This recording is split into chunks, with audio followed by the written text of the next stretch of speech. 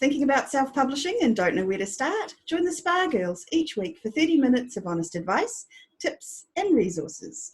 I'm Trudy J and I'm here with Cheryl Phipps. Hi there. Shah Barrett. Hello.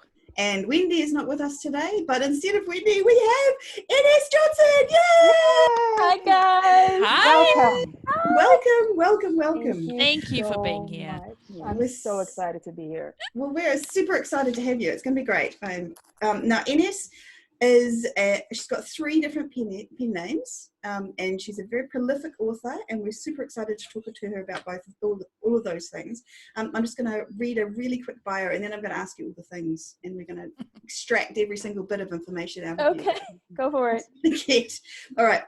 Lover of fairy tales, folklore, and mythology, Ines Johnson spends her day reimagining the stories of old in a modern world. She writes books where damsels cause the distress, princesses wield the swords, and mums save the world. She lives just outside Washington, D.C. with her 2 little or not so little sidekicks who are growing up way too fast. Thank you very much for joining us. Yeah. Now, I'm going to ask you first of all, just to give us an intro into how you got into writing and how you became an author, and we'll start there and we'll move into all these pen names and all this productivity. Yes. You know how that you play that game when you go to parties, 3 Lies and a Truth? Well, I'm gonna just, for anyone who's listening, I'm gonna destroy what always is my truth. I grew up in a funk band. No one ever believes that, and there's a point to this. So my dad was still is a bass guitar player. Cool. And we would always go to his band rehearsals, and he would sit us on the speakers or sit us on the floor, and we would watch or listen as each person started to play their part. My dad would play the bass part, the drummer would play his part, the keyboardist and then the singer. And my dad always taught us that's how a song is. A song is just a story, and you get all these pieces layered.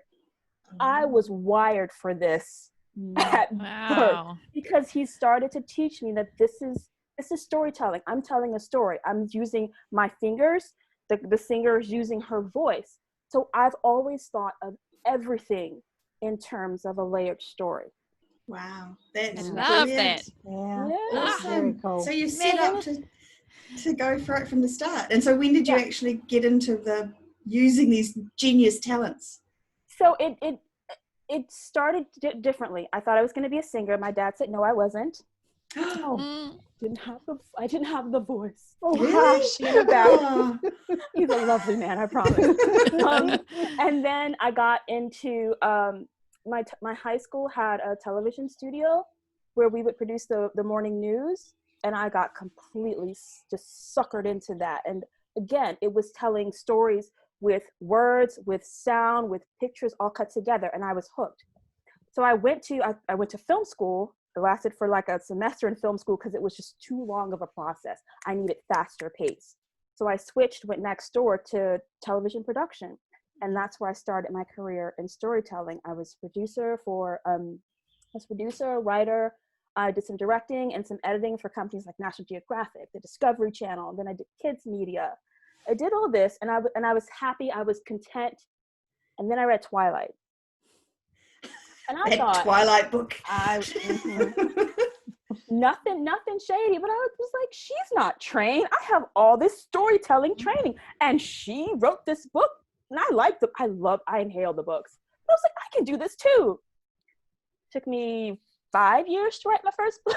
Because it wasn't, even though I did have all this training, it's a different muscle. Just like a musician has a different muscle to tell a story, a filmmaker, a producer, an editor. These are all different muscles, and I didn't have the muscles to tell a story with prose. I could tell a story with action and dialogue, which is what a script is, but I didn't. It was a revelation to me when I realized that I could tell you what the characters were thinking, because you can't do that unless it's narration in TV and film.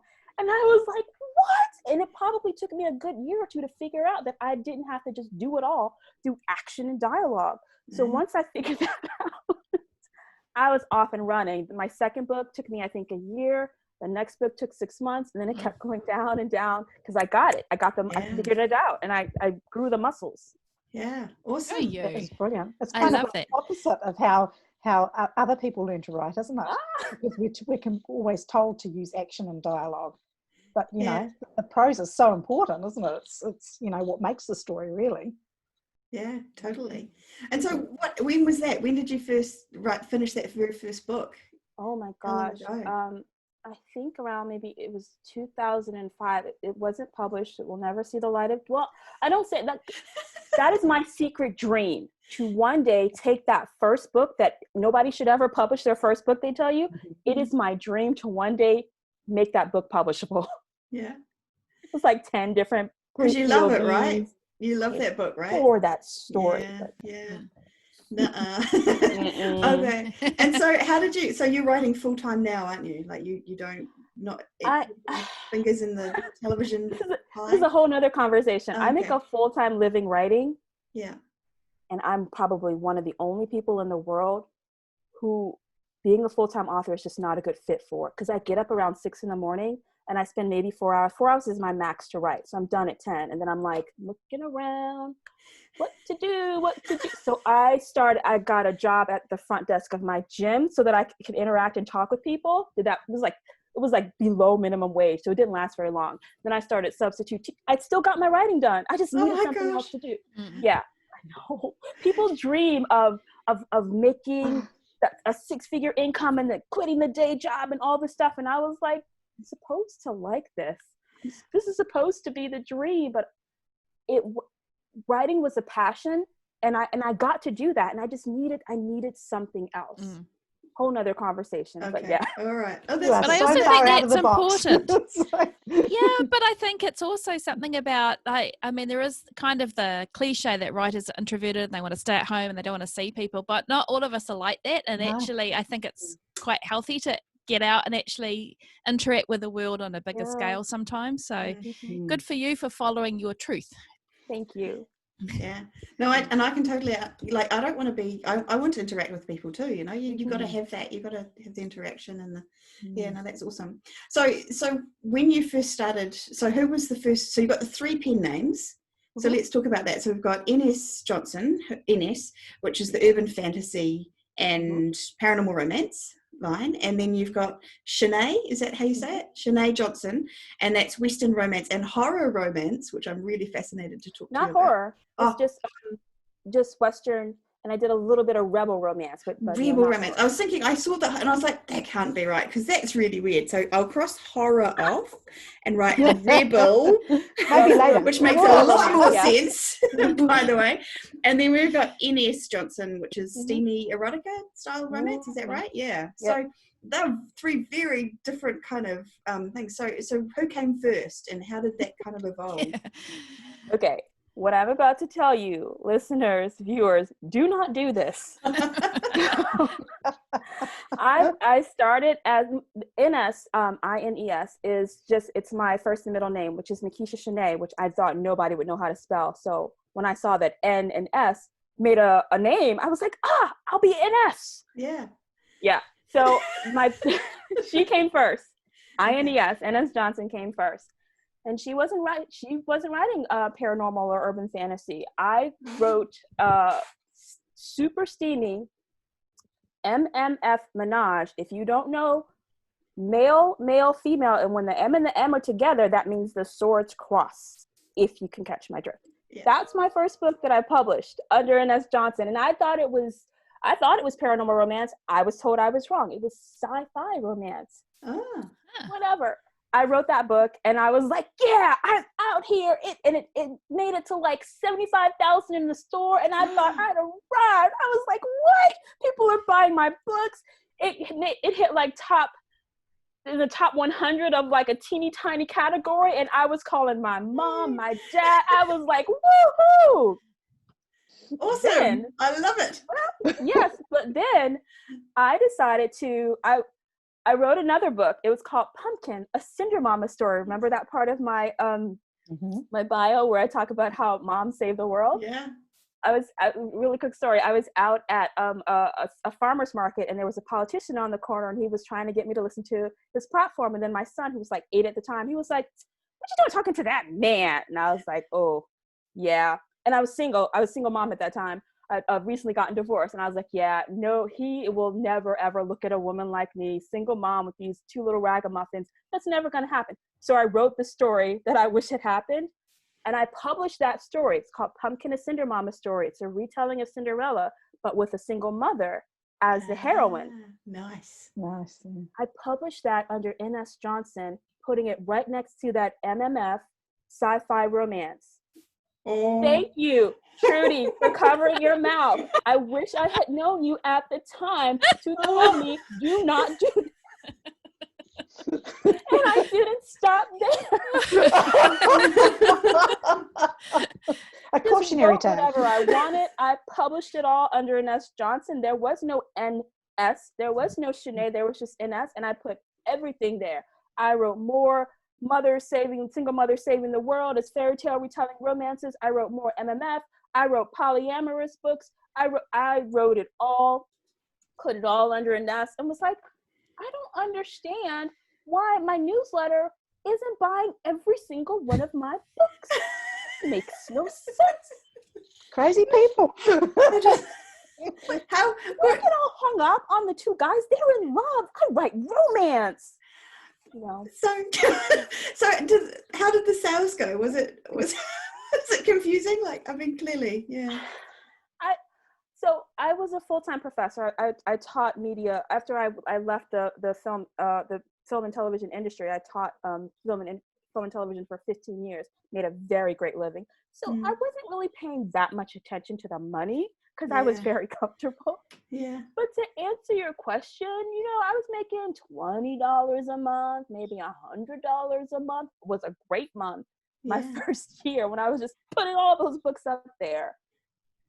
So yeah, it took me a very long time to understand what I was doing wrong. Yeah. And that's how NS was born. Okay. So I took all that steamy stuff and I put it under that pen name and that left that over here. And then because my first love is paranormal romance and urban fantasy, and I just focused on the paranormal romance and the urban fantasy under NS. I still had those 3 Cinder Mama books, but I left them there because they were my first books, and I wasn't going to just unpublish Everyone them. loves Cinderella stories too. Everyone just, as soon as you say Cinder Mama, it's like, oh, it's a Cinderella. Oh, I've got to read that. Oh, that's cool. Yeah. Mm-hmm. And so that's the separation there of those 2 genres. And then when was Sinead born? When did Sinead was born 2 years ago.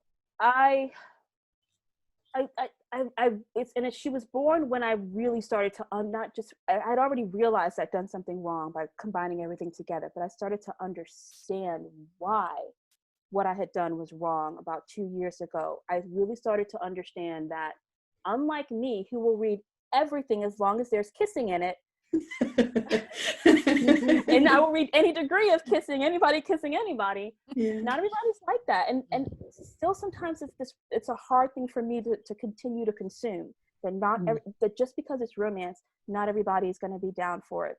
So I started to understand that better, and I started to understand the markets and the reason why there were these different categories and subcategories, and what the BISAC really meant. And that's when I realized, I was watching a lot of Hallmark Channel like that. And sometimes instead of reading a book a day, I was watching like 3 and 4 Hallmark Channel movies. Wow. And I thought to myself, I know sweet romance is on the rise because I've been listening to the K-Lytics reports with Alex Newton. I knew it was on the rise, and I just got an idea. I just got an idea that excited me. And of course, I knew I couldn't put it under NS and not under NS. I've learned. Yeah. I figured it out.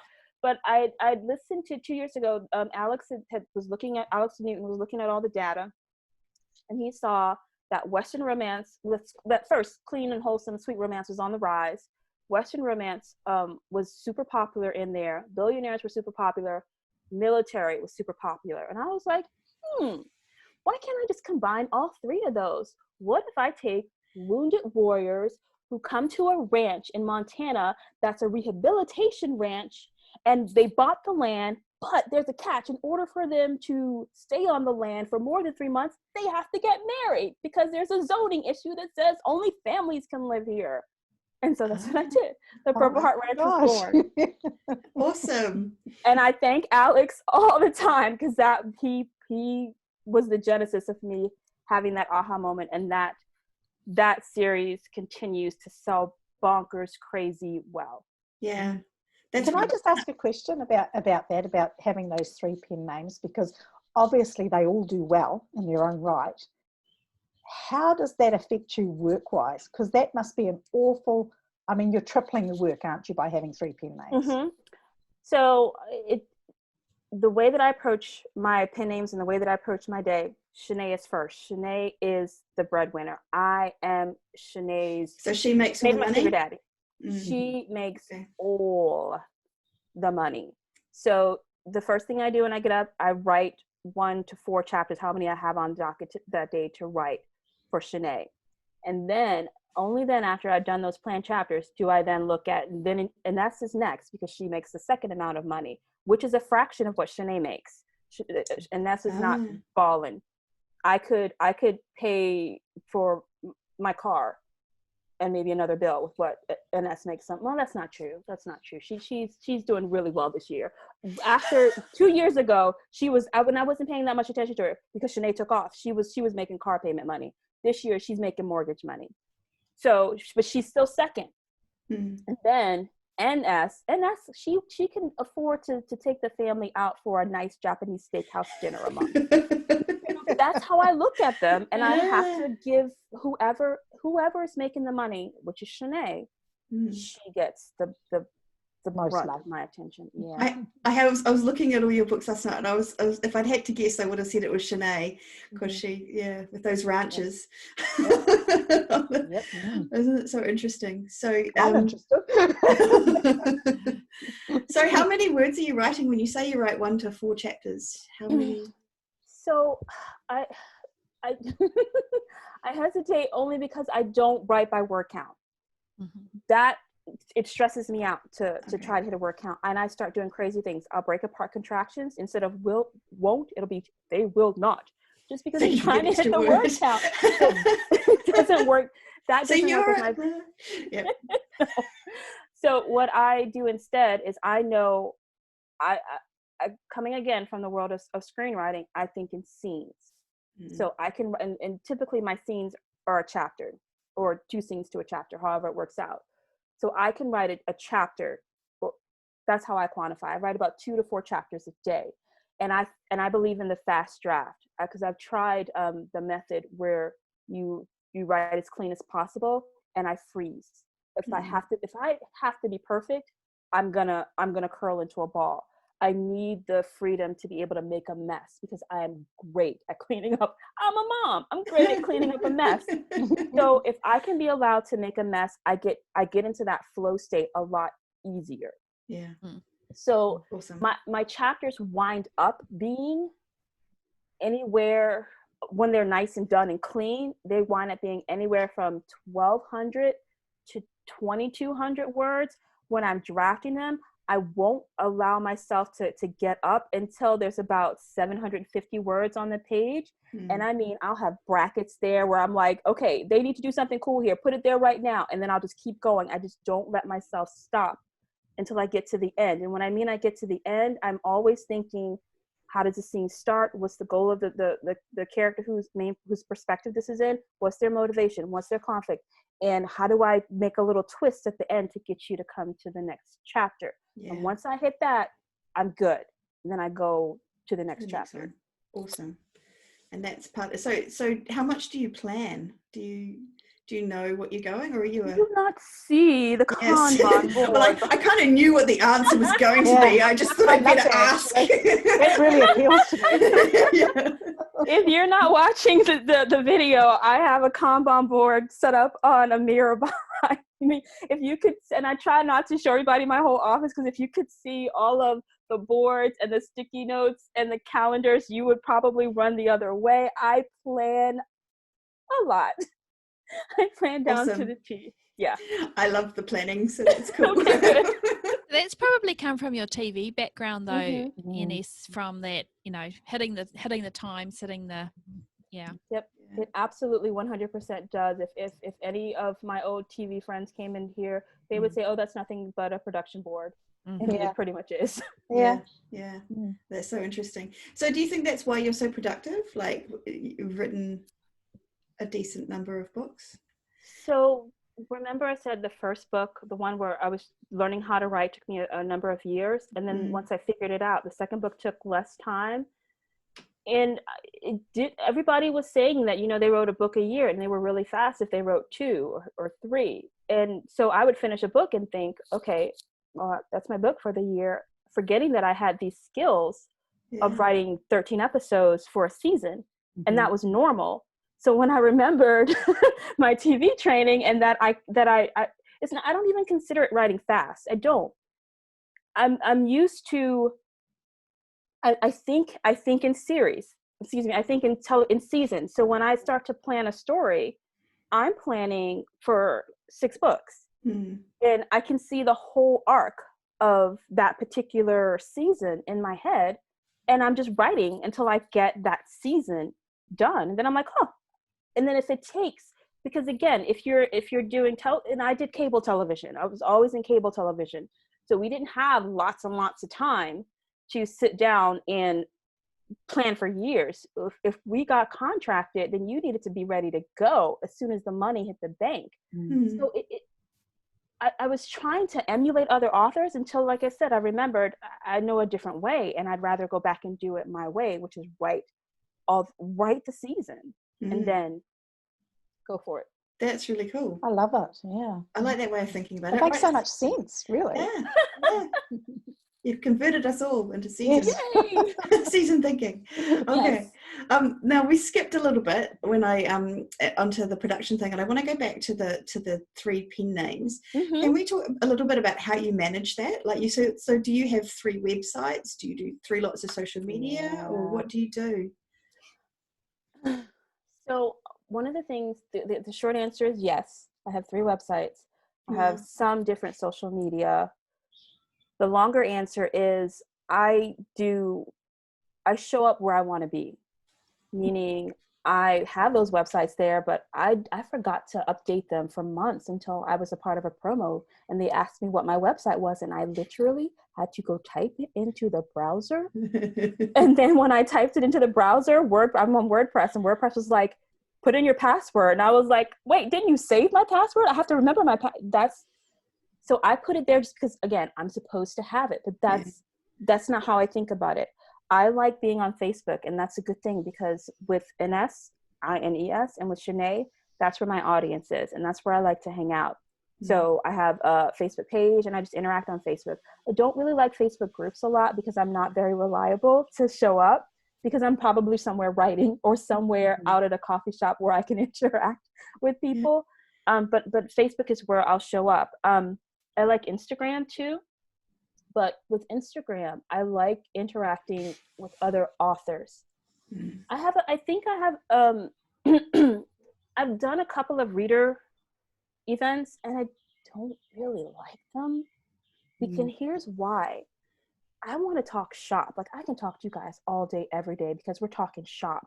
When you want to start talking to me about my character, you don't want to talk to me about how I'm developing that character and how I'm using this technique or that technique to make you feel the way that you do. You just want to talk about how hot he is or what. I'm like, yeah, but did you see when I used that particular word?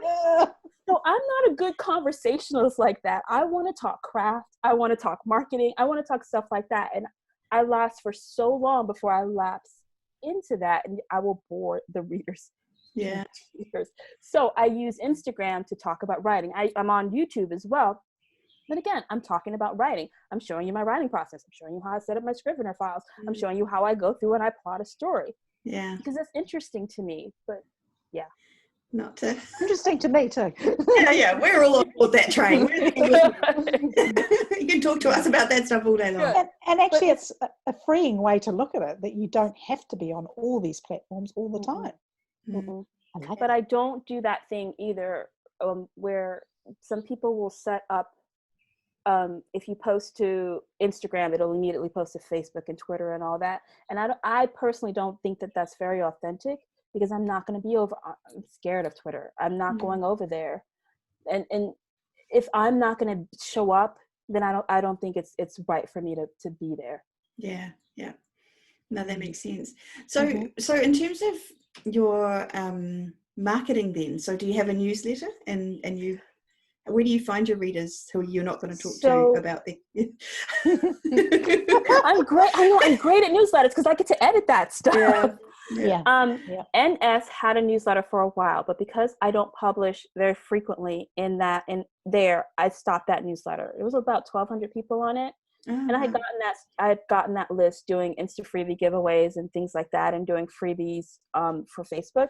And I just moved that to Facebook because I will interact with you there. Like once I serialized the whole story on NS's Facebook page and got great engagement.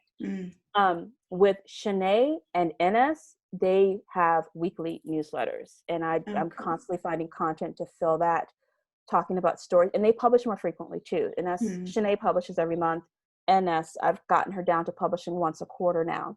So they have things to talk about. And I'm engaged with those readers again from the distance, but I'm engaged with them that way. Yeah. I've gotten them. I do a lot of book funnel promos. I think that is the best promo site in the world. When they start to charge one day, I will cry, but I will pay because it is fantastic. I believe heavily in using Facebook ads to find new readers, because if I can niche down and target like Hallmark people who watch the Hallmark channel, who like a certain type of show on the Hallmark channel. If I can get them interested in my reader magnet and then get them on my newsletter, that makes sense to me. And if I can get them to read my newsletter magnet, I know I can keep them. Yeah. No, that's awesome. So you do all of that. So you Facebook ads to a reader magnet, get them on your list, and then that's how you get them into your books. That's awesome. Yep.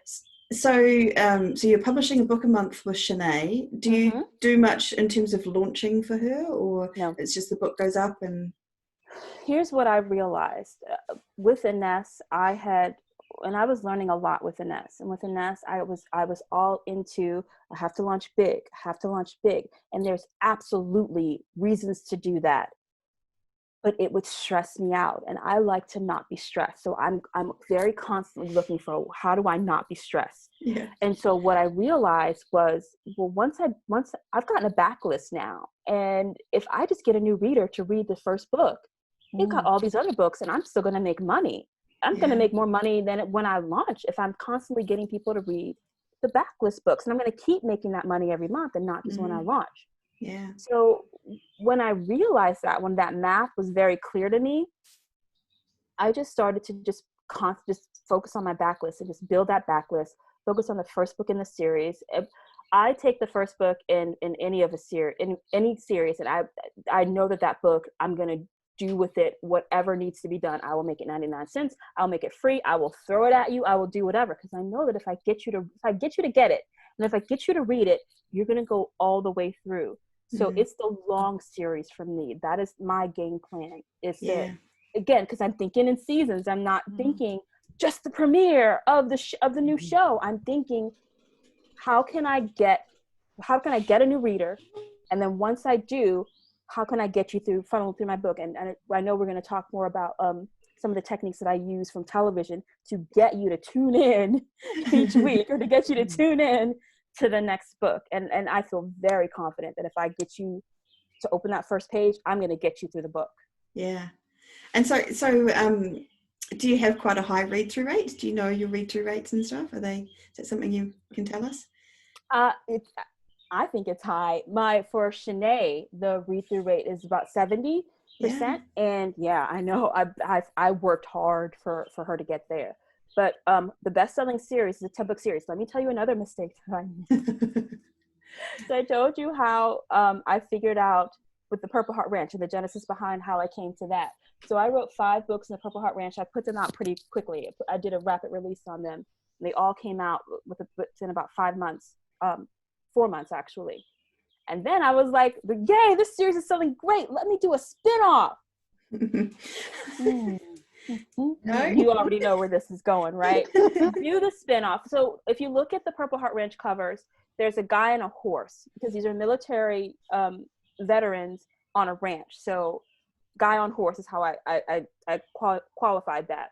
So in the next series, which was the soldiers of the Purple Heart Ranch, I found pictures of guys in military uniforms hugging or kissing a woman.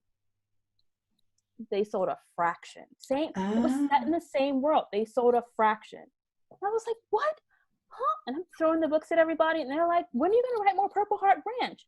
But this is Purple Heart Ranch. What? I don't understand. When are you going to write more Purple Heart Ranch? So I had the 5 Purple Heart Ranch books. I had the 4 soldier books. I recovered the soldier books, made their titles in alignment with Purple Heart Ranch. Sales went through the roof. Yeah.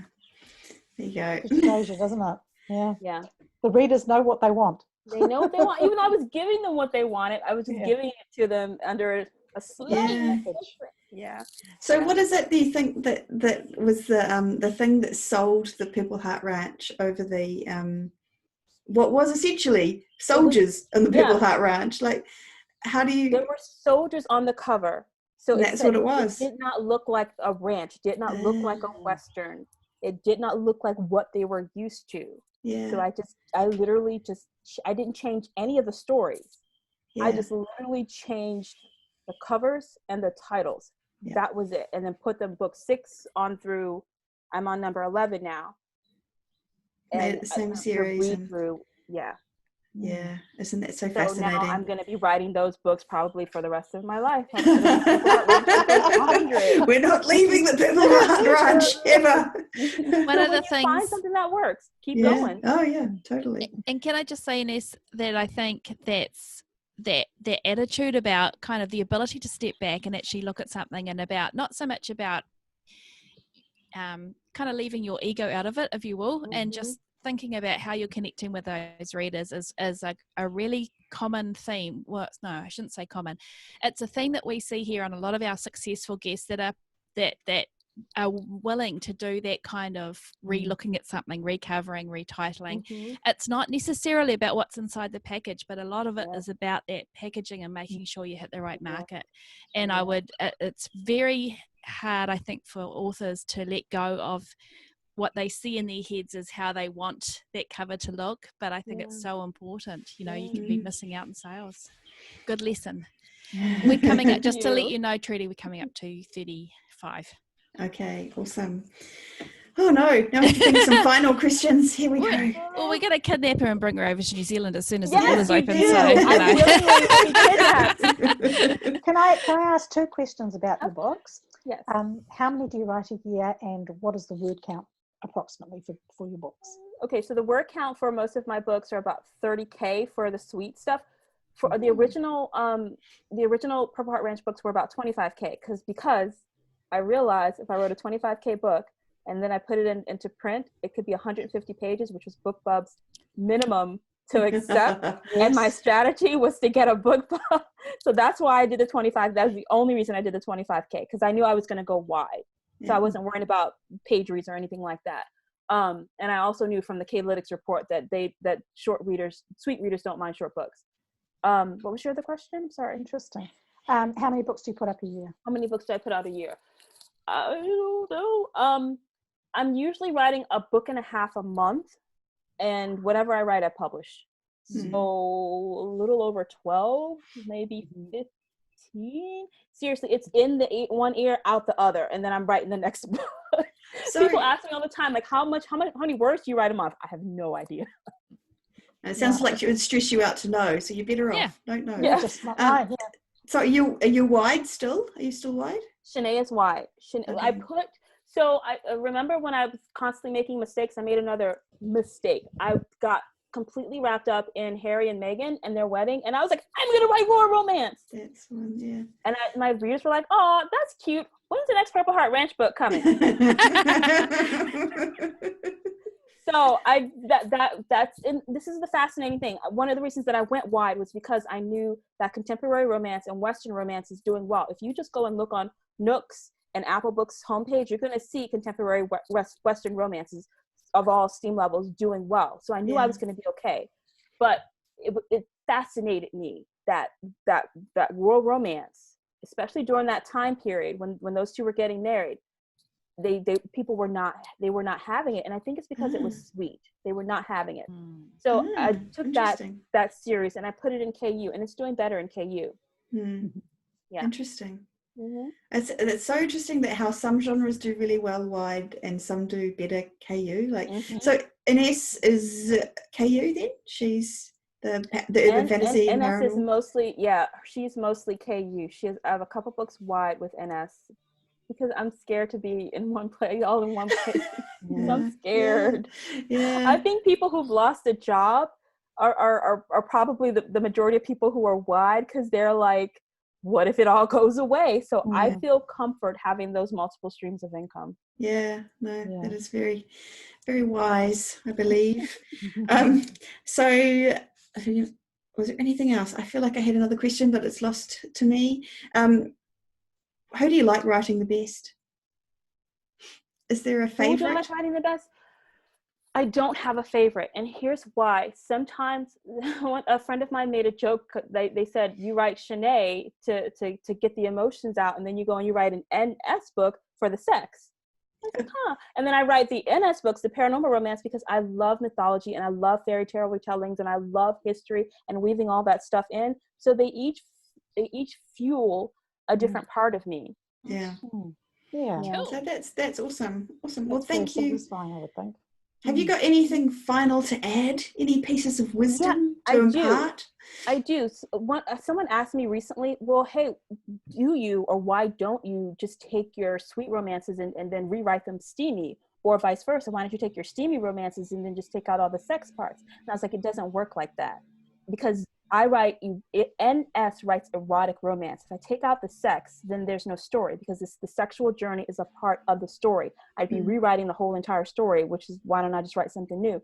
And then the same thing with the sweet romance. Why don't you just make it more steamy? Because they're on a different journey, and sex will be fine. That's not the point. So I don't think that you can. I think that these are two different genres that hit on a different emotional impact or emotional need. So I wouldn't think that just because that you write steamy, you can do the vice versa and the vice versa and the vice versa. Good tips. That's a really wise word. It's just adding a bit more sex or taking it out is not necessarily going to hit the right notes. That's awesome. Thank you so much for joining us here today. We've loved having you on, but don't worry, people listening, there is more to come. Only more Ines. We're going to come back next week, and we are going to be having another session on how to pick up some of those amazing secrets from the screenwriting area that she's pulled over into her novel writing to create those 70% read-through rates. Not saying anything, but Ines has said that you'll all have 70% read-through rates. Yes, I said listen that. to next week's podcast. It's on the internet.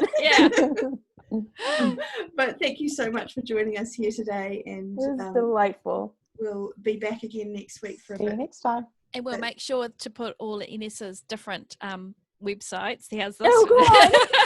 Whatever you choose in the show notes as well, along with that link to K-Lytics. That's something that we've talked about a fair amount. So that's in the show notes at spargirlspodcast.com. Cool. Thank you all for listening, and farewell for this episode. Bye.